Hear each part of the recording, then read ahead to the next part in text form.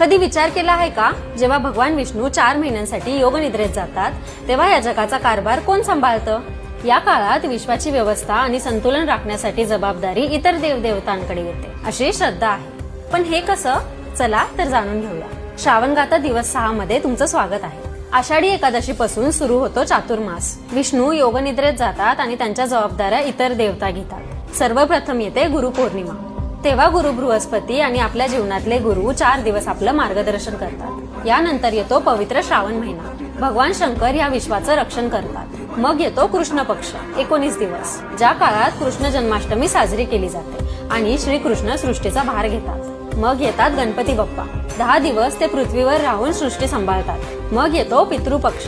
16 दिवस आपल्या पितरांचं स्मरण आणि त्यांच्या आशीर्वादासाठी. नंतर येते नवरात्र. तेव्हा 9 दिवस देवी दुर्गा विश्व सांभाळतात. मग दिवाळीच्या काळात लक्ष्मी माता येतात. शेवटी येतात कुबेर, संपत्तीचे देवता. 10 दिवस सृष्टी सांभाळतात.